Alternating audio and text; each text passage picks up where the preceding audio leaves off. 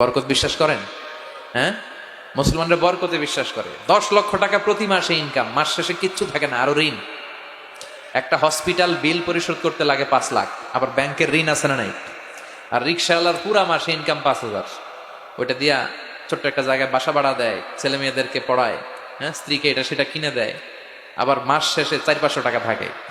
ওর 5,000-এর থেকে থাকে 200-300 টাকা, আর 10 লাখ থেকে 1 টাকাও থাকে না, আরো ঋণ কাঁধে নিয়ে এসে ঘুরে বেড়া হয়। দিস ইজ কল্ড বারাকা। এটাকে বারাকা বলে। জন্য বরকতে বিশ্বাস করতে হবে, অল্পে তুষ্ট থাকতে হবে, অল্প খান, অল্প পড়েন, অল্প জমান, যতটুকু লাগবে এতটুকুর জন্য কষ্ট করতেই হবে। কিন্তু সম্পদের পাহাড়, ব্যাংক ব্যালেন্স, গাড়ি বাড়ি, সোনা দানা, এফডিআর, প্রাইজ বন্ড, সঞ্চয়পত্র, একটার পর একটা টাকার পিছে যে আমরা ছুটছি, এটা ইসলাম আমাদের শিখায় না।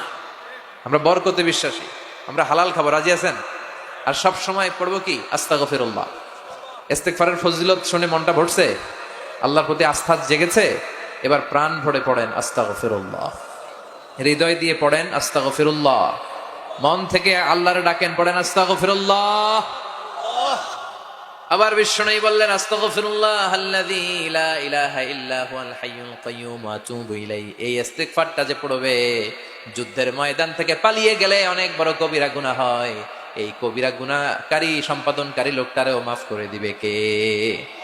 এই ইস্তেগফারটা যদি পড়েন, আস্তাগফিরুল্লাহ আল্লাযী লা ইলাহা ইল্লা হুয়াল হাইয়ুল কাইয়্যুম ওয়া আতুবু ইলাইহি, পড়তে রাজি আছেন?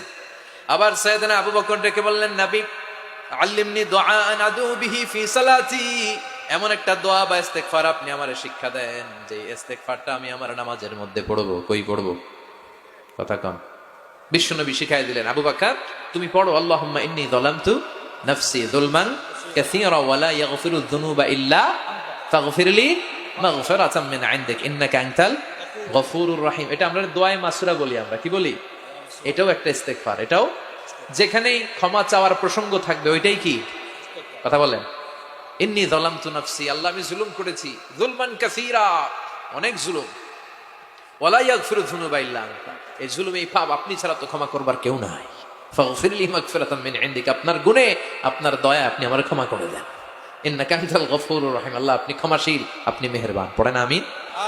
এগুলো সবই ইস্তেগফার, সবগুলো সহিহ হাদিস দ্বারা সাব্যস্ত। তবে এই সব ইস্তেগফারের মধ্যে শ্রেষ্ঠ ইস্তেগফারের নাম সাইয়্যিদুল ইস্তেগফার। কি নাম? মানে লিডার অফ দ্য অল ইস্তেগফারস। মুখস্থ আছে অনেকের? কার কার আছে দেখি? আছে, আছে মাশাআল্লাহ, অনেকের আছে। যাদের নাই তারা মুখস্থ করবেন, গুগলে ঢুকবেন, স্মার্টফোনের ভিতরে ঢুকবেন। স্মার্টফোন এখন ছেলেপেলারা শুধু ওই বিপিএল এর খেলা আছে না নাই, এই খেলা দেখা, ওই নাচানাচি, ওই ফেসবুকিং, এগুলো নিয়ে ব্যস্ত। এই ফেসবুকটা এসে সব শেষ করে দিল। লেখাপড়া এখন কিচ্ছু নাই, এখন পরীক্ষার হলেও ফেসবুকিং করে, আছে না নাই? না, এগুলো নিয়ন্ত্রিত ব্যবহার করবেন, তা না হলে আপনার সময় সব শেষ হয়ে যাবে। এই গুগলে ঢুকে আপনি লিখবেন সাইয়্যিদুল ইস্তেগফার। এই সাইয়্যিদুল ইস্তেগফার লিখলেই সাইয়্যিদুল ইস্তেগফার বানান সহ চলে আসবে। মৌলভীবাজার ভাইরা, এটা মুখস্থ করতে হবে। বিষ্ণু বলেছেন, কেউ যদি দিনের বেলা এই সাইয়্যিদুল ইস্তেগফার পড়ে, ওই দিনে মৃত্যু হলে সে জান্নাতি। এই সাইয়্যিদুল ইস্তেগফার যদি কেউ রাতে পড়ে, ওই রাতে মৃত্যু হলে সে জান্নাতি। এই সাইয়্যিদুল ইস্তেগফার মুখস্থ না করে থাকা যায়? কথা বলেন। আল্লাহুম্মা আনতা রাব্বি লা ইলাহা ইল্লা আনতা খালাকতানি ওয়া আনা আবদুক ওয়া আনা আলা আহদিকা ওয়া ওয়া'দিকা মাস্তাতা'তু আউযু বিকা মিন শাররি মা সানা'তু আবু'ু লাকা বিনি'মাতিকা আলাইয়া ওয়া আবু'ু বিযামবি ফাগফিরলি ফাইন্নাহু লা ইয়াগফিরুয যুনুবা ইল্লা আনতা। পড়েন আমিন। চিল্লায় পড়েন আমিন।